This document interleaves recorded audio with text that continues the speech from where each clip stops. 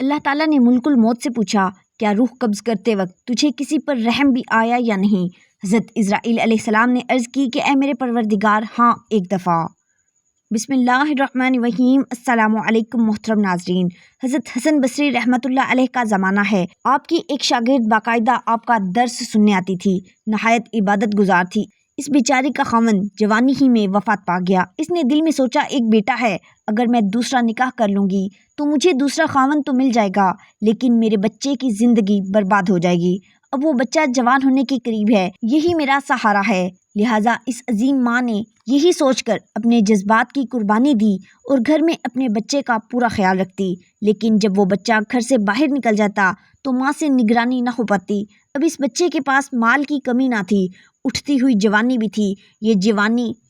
یہ جوانی دیوانی مستانی ہو جاتی ہے، چنانچہ وہ بچہ بری صحبت میں گرفتار ہو گیا، شباب اور شراب کے کام میں مصروف ہو گیا۔ ماں برابر سمجھاتی رہی، لیکن ماں کی باتوں کا اس پر کچھ اثر نہ ہوتا۔ ماں اس کو لے کر حضرت حسن بصری رحمۃ اللہ علیہ کے پاس لے کر آتی ہے۔ حضرت حسن بصری بھی اس کو کئی گھنٹے سمجھاتے، لیکن اس بچے کا نیکی کی طرف رجحان ہی نہ جاتا تھا۔ حضرت کے دل میں بھی یہ بات آئی کہ شاید اس کا دل پتھر بن گیا ہے، نافرمانی کی مہر لگ گئی ہے اس کے دل پر۔ بہرحال ماں تو ماں ہوتی ہے۔ ماں اسے پیار سے سمجھاتی رہی، میرے بیٹے نیک بن جاؤ، برے کاموں کی طرف نہ جاؤ، تمہاری زندگی اچھی ہو جائے گی۔ کئی سال برے کاموں میں لگ کر اس نے اپنی دولت کے ساتھ ساتھ اپنی صحت بھی تباہ کر لی اور اس کے جسم میں لا علاج بیماریاں پیدا ہو گئیں۔ معاملہ یہاں تک آ پہنچا کہ اٹھنے کی بھی سکت نہ رہی اور بستر پر پڑ گیا۔ اب اس کو آخرت کا سفر سامنے نظر آنے لگا۔ ماں نے پھر سمجھایا، بیٹا تو نے اپنی زندگی تو خراب کر لی، اب آخرت بنا لے اور توبہ کر لے، اللہ بڑا غفور الرحیم ہے، وہ تمہارے تمام گناہوں کو معاف کر دے گا۔ جب ماں نے سمجھایا، اس کے دل پر کچھ اثر ہوا، کہنے لگا، ماں میں کیسے توبہ کروں، میں نے بڑے بڑے گناہ کیے ہیں۔ ماں نے کہا، بیٹا حضرت حسن بصری سے پوچھ لیتے ہیں۔ بیٹے نے کہا، ماں اگر میں فوت ہو جاؤں تو میرا جنازہ حسن بصری رحمۃ اللہ علیہ پڑھائیں۔ ماں حضرت کے پاس گئی۔ حضرت حسن بصری کھانے سے فارغ ہوئے اور تھکے ہوئے تھے اور درس بھی دینا تھا، اس لیے تھوڑی دیر قیلولہ کرنا چاہتے تھے۔ ماں نے دروازہ کھٹکھٹایا، پوچھا، کون ہے؟ عرض کیا، حضرت میں آپ کی شاگردہ ہوں، میرا بچہ اب آخری حالت میں ہے، وہ توبہ کرنا چاہتا ہے، لہٰذا اب میرے گھر تشریف لائیں۔ حضرت حسن بصری نے سوچا، یہ پھر دھوکہ دے رہا ہے اور میرا وقت بھی ضائع کرے گا اور اپنا بھی۔ سالوں گزر گئے، اب تک کوئی بات اثر نہ کر سکی، اب کیا کرے گی؟ حضرت حسن بصری کہنے لگے، میں اپنا وقت ضائع کیوں کروں، میں نہیں آتا۔ ماں نے کہا، حضرت اس نے تو یہ بھی کہا ہے کہ اگر میرا انتقال ہو جائے تو میرا جنازہ حضرت حسن بصری پڑھائیں۔ حضرت نے کہا، میں اس کا جنازہ نہیں پڑھاؤں گا، اس نے تو کبھی نماز ہی نہیں پڑھی۔ اب وہ شاگردہ روتی ہوئی گھر آ گئیں۔ بیٹے نے پوچھا، کیا ہوا؟ ماں نے کہا، ایک طرف تیری حالت، دوسری طرف حضرت حسن بصری نے آنے سے انکار کر دیا۔ اب یہ بات بچے نے سنی تو اس کے دل پر چوٹ لگی اور کہا، ماں میری ایک وصیت سن لیجئے۔ ماں نے پوچھا، بیٹا وہ کیا؟ کہا، امی میری وصیت یہ ہے کہ جب میری جان نکل جائے تو سب سے پہلے اپنا دوپٹہ میرے گلے میں ڈالنا، میری لاش کو کتے کی طرح صحن میں گھسیٹنا، جس طرح مرے ہوئے کتے کی لاش گھسیٹی جاتی ہے۔ ماں نے پوچھا، بیٹا وہ کیوں؟ کہا، امی اس لیے کہ دنیا والوں کو پتہ چل جائے گا کہ جو اپنے رب کا نافرمان ہے اور ماں باپ کا نافرمان ہوتا ہے، اس کا انجام یہ ہوا کرتا ہے۔ میری پیاری ماں، مجھے قبرستان میں دفن نہ کرنا۔ ماں نے کہا، وہ کیوں؟ کہا، ماں مجھے اسی صحن میں دفن کر دینا، ایسا نہ ہو کہ میرے گناہوں کی وجہ سے قبرستان میں موجود لوگوں کو عذاب پہنچے۔ جس وقت نوجوان نے ٹوٹے ہوئے دل سے اس طرح عاجزی سے یہ بات کہی تو پروردگار کو اس کی یہ بات بہت اچھی لگی اور اللہ تعالیٰ نے اس کی روح قبض کر لی۔ ابھی روح نکلی ہی تھی، ماں آنکھیں بند کر رہی تھی تو دروازے پر دستک ہوئی۔ پوچھا، کون؟ جواب آیا، حسن بصری ہوں۔ کہا، حضرت آپ کیسے؟ فرمایا، جب میں نے تمہیں جواب دے دیا اور سو گیا تو اللہ تبارک و تعالیٰ کا دیدار نصیب ہوا اور پروردگار نے فرمایا، حسن بصری تو میرا کیسا ولی ہے، میرے ایک ولی کا جنازہ پڑھنے سے انکار کرتا ہے۔ میں سمجھ گیا کہ اللہ تعالیٰ نے تیرے بیٹے کی توبہ قبول کر لی ہے۔ وہ ماں کہتی ہے کہ میرے بچے کی نماز جنازہ پڑھنے کے لیے حسن بصری کھڑا ہے۔ اللہ تعالیٰ کتنا رحیم و کریم ہے کہ مرنے سے چند لمحے پہلے اگر کوئی بندہ شرمندہ ہوتا ہے تو اس کی زندگی کے تمام گناہوں کو معاف فرما دیتا ہے۔ محترم ناظرین، کیا آپ جانتے ہیں کہ حضرت اسرائیل علیہ السلام یعنی موت کا فرشتہ دن میں 366 مرتبہ ہماری طرف دیکھتا ہے اور جب آخری مرتبہ دیکھے گا تو وہ ہمارے سامنے کیسے ظاہر ہوگا؟ اور جب تمام انسانوں، جنات اور فرشتوں کی جان لینے کے بعد حضرت اسرائیل علیہ السلام خود کیسے اپنی جان لیں گے؟ اس ویڈیو میں ہم آپ کو سب سے رعبدار فرشتے حضرت اسرائیل علیہ السلام کے متعلق وہ معلومات دیں گے جنہیں سن کر آپ کے رونگٹے کھڑے ہو جائیں گے، اور آپ یہ بھی جان پائیں گے کہ ہر پیغمبر کے پاس جب حضرت اسرائیل علیہ السلام جاتے ہیں تو ان کی کیا کیفیت ہوتی ہے۔ تمام فرشتوں میں حضرت اسرائیل علیہ السلام وہ فرشتہ ہے جن کی ہر انسان سے ملاقات دن میں 366 بار ہوتی ہے، لیکن ہمیں اس چیز کا احساس نہیں ہوتا اور ہم زندگی کی دوڑ دھوپ میں مصروف ہو کر اس بات سے بے خبر رہتے ہیں۔ لیکن ایک دن ایسا آئے گا جب حضرت اسرائیل علیہ السلام ہماری آنکھوں کے سامنے ظاہر ہوں گے، تب وہ ہماری روح کو ہمارے جسموں سے علیحدہ کر لیں گے۔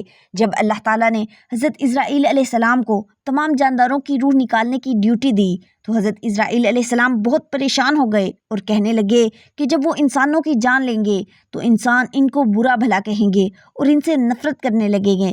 تب اللہ تبارک و تعالیٰ نے فرمایا کہ میں اپنے بندوں اور تمہارے درمیان مختلف حادثات، بیماریوں، وباؤں اور تباہ کاریوں کو لا کر کھڑا کر دوں گا کہ جب تم کسی انسان کی جان لو گے تو وہ تم سے شکوہ نہیں کریں گے۔ معراج کی رات جب نبی کریم صلی اللہ علیہ وسلم کو حضرت جبرائیل علیہ السلام موت کے فرشتے حضرت اسرائیل علیہ السلام کے پاس لے گئے اور آپ صلی اللہ علیہ وسلم سے کہا کہ یہ موت کا فرشتہ ہے جس کے چہرے پر آج تک مسکراہٹ نہیں آئی، تو حضور صلی اللہ علیہ وسلم نے حضرت اسرائیل علیہ السلام کو سلام پیش کیا۔ پھر آپ صلی اللہ علیہ وسلم نے حضرت اسرائیل علیہ السلام سے پوچھا کہ آپ ہمیشہ سے یہی موجود ہیں؟ تو حضرت اسرائیل علیہ السلام نے جواب دیا کہ ہاں، جب سے اللہ نے مجھے یہ ڈیوٹی دی ہے تب سے میں یہی موجود ہوں اور قیامت تک یہیں کھڑا رہوں گا۔ پھر حضور نبی کریم صلی اللہ علیہ وسلم نے پوچھا کہ یہیں کھڑے ہو کر آپ جانداروں کی روح کیسے قبض کرتے ہیں؟ اس پر حضرت اسرائیل علیہ السلام نے فرمایا کہ اللہ نے مجھے یہاں کھڑے رہنے کا حکم دیا ہے، لیکن میرے ماتحت 5000 ملائکہ کو رکھا ہے، اور جب کسی انسان کی موت کا وقت قریب ہو جاتا ہے تو وہ ان میں سے 40 فرشتوں کو اس شخص کے پاس بھیج دیتا ہے۔ فرشتے سب سے پہلے اس شخص کے ارد گرد جمع ہو جاتے ہیں، پھر وہ اس کے جسم کے کئی حصوں میں سے اس کی رگوں کے ذریعے داخل ہو جاتے ہیں، اور اس کے بعد اس انسان کی روح کو پیروں کے انگوٹھوں سے لے کر اس کی کوہنیوں تک کھینچنا شروع کر دیتے ہیں، جس سے اس شخص کی موت واقع ہو جاتی ہے۔ پھر وہ فرشتے اس شخص کے جسم کو 1 گھنٹے کے لیے چھوڑ دیتے ہیں اور 1 گھنٹے بعد اس کی روح کو اس کے گلے سے نکال کر اس کے جسم سے مکمل طور پر علیحدہ کر لیتے ہیں۔ جو لوگ نیکوکار ہوتے ہیں ان کی روح سکون سے جسم سے الگ ہو جاتی ہے، اور جو گناہ گار ہوتے ہیں ان کی روح انتہائی تکلیف سے ان کے جسم سے الگ ہوتی ہے۔ اس کے بعد نبی کریم صلی اللہ علیہ وسلم نے پوچھا کہ یہ کیسے معلوم ہوتا ہے کہ کسی انسان کی موت کا وقت آ چکا ہے؟ حضرت اسرائیل علیہ السلام نے فرمایا کہ آسمان میں ہر انسان کے لیے 2 دروازے ہیں، ایک دروازے سے انسان کے لیے رزق زمین پر اتارا جاتا ہے اور دوسرے دروازے سے اس کے اعمال داخل ہوتے ہیں۔ وہاں ایک درخت موجود ہے جس پتے پر انسانوں کے نام لکھے ہوئے ہیں۔ جب کسی انسان کی موت کا وقت قریب آتا ہے تو اس کے نام کا پتا زرد ہو کر اس شخص کے اعمال والے دروازے کے سامنے گر پڑتا ہے، اور تب مجھے معلوم ہو جاتا ہے کہ اس شخص کی موت ہونے والی ہے۔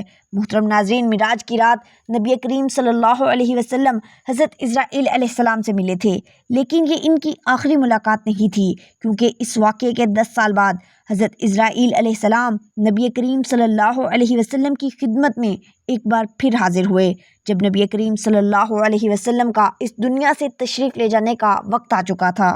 اس وقت حضرت جبرائیل علیہ السلام نے نبی کریم صلی اللہ علیہ وسلم کی خدمت اقدس میں حاضر ہو کر عرض کی کہ یا رسول اللہ صلی اللہ علیہ وسلم، حضرت اسرائیل علیہ السلام دروازے پر کھڑے ہیں اور اندر آنے کی اجازت چاہتے ہیں۔ آپ سے پہلے انہوں نے آج تک کسی سے اجازت نہیں مانگی۔ تو نبی کریم صلی اللہ علیہ وسلم نے فرمایا اے جبرائیل، اسے آنے دو۔ پھر حضرت اسرائیل علیہ السلام نبی کریم صلی اللہ علیہ وسلم کے گھر میں داخل ہوئے اور انہیں سلام پیش کیا۔ پھر فرمایا مجھے اللہ تبارک و تعالیٰ نے آپ کی چاہت جاننے کے لیے بھیجا ہے، کیا آپ دنیا میں ہی رہنا چاہتے ہیں یا پھر اللہ تعالیٰ کے پاس جانا پسند کرتے ہیں؟ اس پر نبی کریم صلی اللہ علیہ وسلم نے فرمایا مجھے اعلیٰ اور عمدہ رفاقت پسند ہے۔ پھر حضرت اسرائیل علیہ السلام آپ صلی اللہ علیہ وسلم کی سرہانے کھڑے ہوئے اور کہنے لگے اے محمد صلی اللہ علیہ وسلم کی پاکیزہ روح، اے محمد بن عبداللہ کی روح اللہ کی رضا اور خوشنودی کی طرف روانہ ہو، راضی ہو جانے والے پروردگار کی طرف جو غضبناک نہیں۔ محترم ناظرین، کیا آپ کو معلوم ہے کہ حضرت اسرائیل علیہ السلام پیغمبروں کے پاس کیسے پہنچتے ہیں؟ حضرت ادریس علیہ السلام اللہ تعالیٰ کے نبی تھے۔ حضرت ادریس علیہ السلام کثرت سے اللہ تعالیٰ کی حمد و ثنا اور عبادت میں مصروف رہتے تھے اور فرشتوں میں نہایت محبت اور عقیدت و احترام کی نظروں سے دیکھے جاتے تھے۔ فرشتے ان کے پاس آتے تھے اور ان کی صحبت میں بیٹھا کرتے تھے۔ چنانچہ ایک مرتبہ حضرت اسرائیل علیہ السلام بھی اللہ تبارک و تعالیٰ سے اجازت لے کر آئے اور انسانی شکل میں بہت دیر تک ان کی صحبت میں حاضر رہے۔ حضرت ادریس علیہ السلام کو جب معلوم ہوا کہ یہ کوئی انسان نہیں بلکہ حضرت اسرائیل علیہ السلام ہیں تو انہوں نے حضرت اسرائیل علیہ السلام سے کہا کہ میرا دل چاہتا ہے کہ تم مجھے موت کا مزہ چکھاؤ۔ تو حضرت اسرائیل علیہ السلام نے اللہ تعالیٰ کی اجازت سے ان کی روح نکالی اور پھر واپس کر دی۔ اس کے بعد حضرت ادریس علیہ السلام نے ان سے فرمایا، میرا دل چاہتا ہے کہ میں جنت اور دوزخ کو دیکھوں۔ چنانچہ حضرت اسرائیل علیہ السلام نے اللہ تبارک و تعالیٰ سے اجازت لے کر انہیں دوزخ دکھائی۔ وہ دوزخ کو دیکھ کر جنت میں آئے اور بہت دیر تک وہاں کے مناظر دیکھتے رہے۔ آخر میں جب حضرت اسرائیل علیہ السلام نے عرض کیا کہ اب واپس تشریف لے چلیے، مگر حضرت ادریس علیہ السلام نے جواب میں کہا کہ جب تک جنت اور دوزخ کو پیدا کرنے والا مجھے یہاں سے جانے کا حکم نہیں دے گا میں اس وقت تک یہاں سے نہیں جاؤں گا۔ پھر حضرت ادریس علیہ السلام نے فرمایا، میں قانون خداوندی کے مطابق موت کا ذائقہ چکھ چکا ہوں اور اب میں جنت میں آ گیا ہوں۔ اللہ تبارک و تعالیٰ نے فرمایا کہ ہم تم کو اس سے نہیں نکالیں گے، لہٰذا میں یہاں سے نہیں جانا چاہتا۔ محترم ناظرین، ایک مرتبہ حضرت سلیمان علیہ السلام کے پاس روح نکالنے والا فرشتہ حاضر ہوا، یعنی حضرت اسرائیل علیہ السلام حاضر ہوئے۔ دونوں کے درمیان کچھ گفتگو ہوتی ہے اور ان کی گفتگو کے دوران ایک اور شخص بھی وہاں موجود ہوتا ہے۔ حضرت اسرائیل علیہ السلام بار بار اس آدمی کی طرف دیکھتے ہیں۔ وہ آدمی حضرت اسرائیل علیہ السلام کے بار بار اس طرح غور سے دیکھنے پر بڑا خوفزدہ ہو جاتا ہے۔ حضرت اسرائیل علیہ السلام کے جانے کے بعد وہ شخص حضرت اسرائیل علیہ السلام سے پوچھتا ہے کہ یہ کون تھے جو مجھے بار بار بڑی غور سے دیکھ رہے تھے؟ حضرت سلیمان علیہ السلام نے فرمایا کہ یہ روح قبض کرنے والے فرشتے حضرت اسرائیل علیہ السلام تھے۔ تو وہ بندہ کہنے لگا کہ مجھے اس کے ارادے ٹھیک نہیں لگتے، مجھے ایسا لگ رہا ہے کہ جیسے یہ ابھی میری روح نکالنے کے لیے آ جائے گا۔ اس نے حضرت سلیمان علیہ السلام سے فرمایا کہ آپ ہوا کو حکم دیں کہ وہ مجھے فوری طور پر 7 سمندر پار کسی دور دراز ملک میں پہنچا دے۔ چنانچہ حضرت سلیمان علیہ السلام نے ایسا ہی کیا۔ وہ آدمی جیسے ہی اس سرزمین پر قدم رکھتا ہے تو دیکھتا ہے کہ حضرت اسرائیل علیہ السلام تو وہاں پہلے سے ہی موجود ہیں۔ وہ شخص بڑا حیران اور پریشان ہوتا ہے۔ اتنے میں حضرت اسرائیل علیہ السلام اس آدمی سے کہتے ہیں کہ اللہ تبارک و تعالیٰ نے مجھے حکم دیا تھا کہ تمہاری روح نکال کر اللہ تعالیٰ کے حضور پیش کروں، اور اللہ تبارک و تعالیٰ نے مجھے تمہارا مقام اس جگہ کا بتایا تھا۔ میں جب حضرت سلیمان علیہ السلام کے پاس پہنچا تو تمہیں وہاں دیکھ کر مجھے بڑی حیرانی اور پریشانی ہوئی۔ میں فوری طور پر یہاں پہنچا، لیکن تم تو یہاں سے 7 سمندر پار تھے۔ لیکن جب میں اللہ کے حکم پر اس مقام پر پہنچا تو تم مجھے یہاں مل گئے۔ حضرت ابو ہریرہ رضی اللہ تعالیٰ عنہ کہتے ہیں کہ نبی کریم صلی اللہ علیہ وسلم نے فرمایا، جب حضرت موسیٰ ابن عمران علیہ السلام موت کا وقت قریب آیا، ان کے پاس موت کا فرشتہ حضرت اسرائیل علیہ السلام آئے اور کہا کہ اپنے پروردگار کی طرف سے پیغام اجل قبول فرمائیے، یعنی آپ کی روح قبض کرنے کا وقت آ پہنچا ہے، لہٰذا آپ اللہ تعالیٰ کی طرف جانے کے لیے تیار ہو جائیے۔ نبی کریم صلی اللہ علیہ وسلم نے فرمایا، حضرت موسیٰ علیہ السلام نے یہ سن کر موت کے فرشتے کو تماچا رسید کیا جس سے اس کی آنکھ پھوٹ گئی۔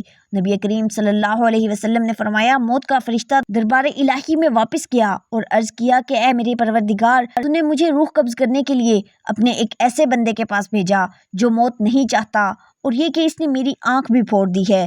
حضور نبی کریم صلی اللہ علیہ وسلم نے فرمایا، اللہ تبارک و تعالیٰ نے فرشتے موت کی یہ شکایت سن کر اس کی آنکھ درست کر دی اور یہ حکم دیا کہ میرے بندے موسیٰ علیہ السلام کے پاس دوبارہ جاؤ اور ان کو میرا یہ پیغام پہنچاؤ کہ کیا تم طویل زندگی چاہتے ہو، اور اگر تم طویل زندگی چاہتے ہو تو کسی بھیڑ کی کمر پر ایک ہاتھ یا دونوں ہاتھ رکھ دو، تمہارے اس ہاتھ یا دونوں ہاتھوں کے نیچے جتنے بال آ جائیں گے تمہاری زندگی میں اتنے سالوں کا اضافہ ہو جائے گا۔ محترم ناظرین، فرشتے نے دوبارہ حاضر ہو کر حضرت موسیٰ علیہ السلام کو اللہ تبارک و تعالیٰ کا یہ پیغام سنایا تو انہوں نے کہا کہ اس طویل زندگی کا بھی آخری نتیجہ موت ہی ہے، تو پھر وہ آج ہی کیوں نہ آ جائے۔ میں اسی وقت موت کی آغوش میں جانے کے لیے تیار ہوں، لیکن میری یہ دعا ضرور ہے کہ رب کریم تدفین کے لیے مجھے ارض مقدس یعنی بیت المقدس سے قریب کر دے، اگرچہ ایک پھینکے ہوئے پتھر کے بقدر ہو۔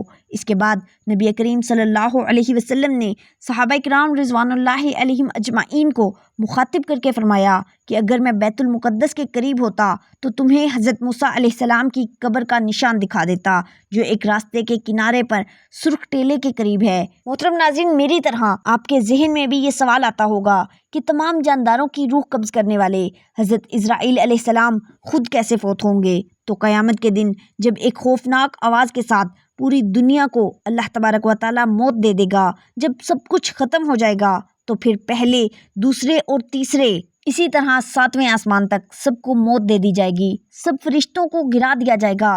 پھر اللہ تبارک و تعالیٰ فرمائے گا کہ کون باقی ہے؟ تو آواز سن کر حضرت اسرائیل علیہ السلام کہیں گے، اے اللہ، مجھ سمیت تیرے 4 فرشتے، حضرت جبرائیل علیہ السلام، حضرت میکائیل علیہ السلام اور حضرت اسرافیل علیہ السلام۔ تو اللہ تبارک و تعالیٰ فرمائے گا کہ حضرت جبرائیل علیہ السلام اور میکائیل علیہ السلام بھی ختم ہو جائیں۔ پھر اللہ تبارک و تعالیٰ فرمائے گا کہ اب کون باقی ہے؟ تو جواب آئے گا عرش کے فرشتے یعنی حضرت اسرافیل علیہ السلام۔ پھر اللہ تعالیٰ فرمائے گا کہ اسرافیل علیہ السلام بھی ختم ہو جائیں۔ حضرت اسرافیل علیہ السلام سور پھونک رہے ہوں گے اور ان کے ہاتھ سے سور نکل جائے گا اور جا کر اللہ کے عرش پر لگ جائے گا۔ اب صرف حضرت اسرائیل علیہ السلام بچیں گے اور آپ علیہ السلام اس وقت موت کے خوف میں مبتلا ہوں گے۔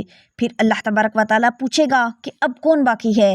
تو جواب میں حضرت اسرائیل علیہ السلام کہیں گے اب تو بس میں ہی باقی ہوں۔ پھر اللہ تبارک و تعالیٰ فرمائے گا کہ جا، تو بھی ختم ہو جا، تو بھی میری ایک مخلوق ہے۔ پھر اللہ تبارک و تعالیٰ کہے گا کہ اب کون باقی ہے؟ تو ہر طرف خاموشی ہوگی اور کوئی جواب نہیں آئے گا، صرف اللہ تعالیٰ کی ذات ہی باقی رہے گی۔ وہب ابن منبع کہتے ہیں کہ ایک بادشاہ نے کسی جگہ جانے کا ارادہ کیا، پہننے کے لیے بہترین لباس منگوایا، سواری کے لیے بہترین سواری منگوائی، اس پر سوار ہو کر بڑی شان و شوکت اور متکبرانہ انداز سے نکلا کہ اس کے نزدیک کسی آدمی کی کوئی اہمیت نہ تھی۔ اسی دوران اس کے پاس بدحال اور بڑا گندا شخص آیا، اسے سلام کیا، لیکن بادشاہ نے اپنے غرور و تکبر کی وجہ سے اس کے سلام کا جواب نہ دیا۔ اس شخص نے اس کے گھوڑے کی لگام پکڑ لی۔ بادشاہ نے کہا کہ لگام پکڑ کر تو نے بہت بڑی غلطی کی ہے۔ اس نے کہا کہ میں تیرے پاس ایک ضرورت سے آیا ہوں۔ بادشاہ نے کہا کہ میرے اترنے کا انتظار کرو۔ اس نے کہا نہیں، مجھے اسی وقت کام ہے۔ یہ کہہ کر اس نے لگام کو زور سے جھٹکا دیا۔ بادشاہ نے کہا کہ ٹھیک ہے، اپنی ضرورت بیان کر۔ اس شخص نے کہا یہ ایک راز کی بات ہے، میں تجھے کان میں بتانا چاہتا ہوں۔ بادشاہ نے اپنا چہرہ اس کے قریب کیا۔ اس نے کان میں سرگوشی کرتے ہوئے کہا کہ میں ملک الموت ہوں۔ یہ سن کر بادشاہ کا رنگ متغیر ہو گیا اور زبان لڑکھڑا گئی۔ وہ کہنے لگا مجھے اتنی مہلت دے کہ میں گھر واپس جاؤں اور اپنی بعض ضروریات پوری کر لوں اور اپنے اہل و عیال کو الوداع کہہ دوں۔ ملک الموت نے کہا کہ اب اس کی اجازت نہیں، اب کبھی تو اپنے گھر والوں کو اور اپنے مال و متاع کو نہیں دیکھ سکے گا۔ یہ کہہ کر ملک الموت نے اس کی روح قبض کر لی اور وہ سواری سے بے جان لکڑی کی طرح زمین پر گر پڑا۔ وہب بن منبع کہتے ہیں کہ ملک الموت نے ایک ایسے زبردست بادشاہ کی روح قبض کی جس کے دنیا میں شان و شوکت کے ڈنکے بجتے تھے۔ ملک الموت اس کی روح کو لے کر آسمان پر پہنچے تو ملائکہ نے ان سے پوچھا کہ اے ملک الموت، آپ کو کسی کی روح قبض کرتے ہوئے رحم بھی آیا؟ بالکل، ملک الموت نے کہا کہ ایک مرتبہ مجھے ایک ایسی عورت کی روح قبض کرنے کا حکم دیا گیا جو جنگل میں اکیلی تھی اور اس نے وہاں ایک بچے کو جنم دیا تھا۔ مجھے اس کی بے بسی، بدحالی اور تنہائی کا خیال آیا کہ وہ اس جنگل میں تنہا ہے، کوئی اس بچے کی دیکھ بھال کرنے والا بھی نہیں ہے۔ فرشتوں نے کہا کہ جس بادشاہ کی روح لے کر تم یہاں آئے ہو وہ یہی بچہ تھا جس پر تم نے رحم کیا تھا، خدا جس پر چاہے رحم فرمائے۔ عطا بن یسار کہتے ہیں کہ ماہ شعبان کی 15 تاریخ کو ملک الموت کو ایک صحیفہ دیا جاتا ہے اور کہا جاتا ہے کہ اس سال تمہیں ان سب لوگوں کی روحیں قبض کرنی ہیں جن کے نام اس صحیفے میں درج ہیں۔ عطا کہتے ہیں انسان نکاح کرتا ہے، مکان تعمیر کرتا ہے، اسے معلوم ہی نہیں ہوتا کہ اس کا نام ملک الموت کے صحیفے میں لکھا جا چکا ہے۔ حضرت حسن بصری کہتے ہیں ملک الموت ہر روز 3 مرتبہ تمام گھروں کی تلاشی لیتے ہیں اور ہر اس شخص کی روح قبض کر لیتے ہیں جس نے اپنا پورا رزق وصول کر لیا ہے اور اپنی عمر پوری کر لی ہے۔ جب اس کے گھر والے روتے ہیں تو ملک الموت کہتے ہیں کہ اس نے اپنی عمر پوری کر لی ہے، جب تمہاری بھی عمر پوری ہو جائے گی تو تمہاری بھی روح قبض کرنے آؤں گا۔ اللہ تبارک و تعالیٰ نے حضرت اسرائیل علیہ السلام سے پوچھا، اے ہماری سنائی پہنچانے والے، سب مرنے والوں میں تجھے کس پر رحم آیا اور کس کی موت پر تیرا دل زیادہ درد مند ہوا؟ حضرت اسرائیل علیہ السلام نے عرض کی کہ ایک دن ایک کشتی کو جو تیز موج پر بہہ رہی تھی میں نے تیرے حکم سے توڑ دیا اور وہ ریزہ ریزہ ہو گئی۔ اس کے بعد یا رب تو نے حکم دیا کہ ان سب کی جان قبض کر لوں اور صرف ایک عورت اور ایک بچے کو چھوڑ دوں۔ چنانچہ وہ دونوں ایک تختے پر رہ گئے، موجیں اس تختے کو آگے بڑھاتی رہیں۔ جب ہوا نے اس تختے کو کنارہ دیا تو ان دونوں کے بچ جانے سے میرا دل بہت خوش ہوا۔ پھر تو نے فرمایا کہ ماں کی روح قبض کر اور بچے کو تنہا چھوڑ دے۔ جب میں نے اس بچے کو ماں سے جدا کیا تو خود ہی جانتا ہے کہ مجھے کس قدر تکلیف ہوئی۔ اس کے بعد میں نے کتنے سخت غم و ماتم دیکھے، لیکن اس بچے کی تنہائی کا غم میں بھول نہ سکا۔ اللہ تبارک و تعالیٰ نے فرمایا کہ میں نے اپنے فضل سے موج کو حکم دیا کہ اسے گھنے جنگل میں ڈال دے۔ اس جنگل میں نہایت شفاف میٹھے پانی کے چشمے بہتے تھے۔ اسی جگہ میں نے اس بچے کی پرورش کی۔ میں نے خوشنوا پرندے بھیجے جو اس کے آس پاس چہچہائیں اور نئے نئے راگ نکالتے رہتے تھے۔ میں نے چنبیلی کے پتوں میں اس کا بستر بنایا اور اس کو ہر قسم کے خوف و خطر سے محفوظ کر دیا۔ میں نے آفتاب کو حکم دیا کہ اپنی چلچلاتی دھوپ سے اسے نہ کاٹ اور ہوا کو فرما دیا کہ اس پر سے آہستہ سے گزرے۔ بادل کو حکم دیا کہ اس پر بارش نہ برسا اور بجلی کو تاکید کی کہ اس کو اپنی تیزی نہ دکھا۔ ایک مادہ بھیڑیے نے بچے دیے تھے، میں نے اس کو حکم دیا کہ تو اس بچے کو بھی دودھ پلا۔ چنانچہ اس نے دودھ پلایا اور اس کی دیکھ بھال بھی کی، یہاں تک کہ وہ جوان موٹا تازہ اور بہادر ہو گیا۔ اس طرح میں نے اس کی پرورش کی اور بجائے اس کے کہ وہ شکر ادا کرتا، لیکن آگے بڑھ کر وہی نمرود نکلا اور اس نے میرے خلیل حضرت ابراہیم علیہ السلام کو آگ میں جھونک دیا۔ اب وہ کافر ہو کر لوگوں کو میری راہ سے بھٹکانے لگا اور غرور اور تکبر میں خدائی کا دعویٰ کرتا ہے۔ سے یہ سبق ملتا ہے کہ ہمارا پروردگار جو بھی کرتا ہے بہتر کرتا ہے اور اس میں بڑی اللہ تبارک و تعالیٰ کی حکمتیں ہوتی ہیں۔ اللہ پاک سے دعا ہے کہ اللہ پاک ہمیں نیک اعمال کرنے کی توفیق عطا فرمائے اور ہمارا خاتمہ ایمان پر فرمائے، آمین۔ محترم ناظرین، کمنٹ باکس میں اللہ تبارک و تعالیٰ کے 99 ناموں میں سے ایک نام ضرور ٹائپ کریں۔ ملتے ہیں اگلی ویڈیو میں، تب تک کے لیے اللہ نگہبان۔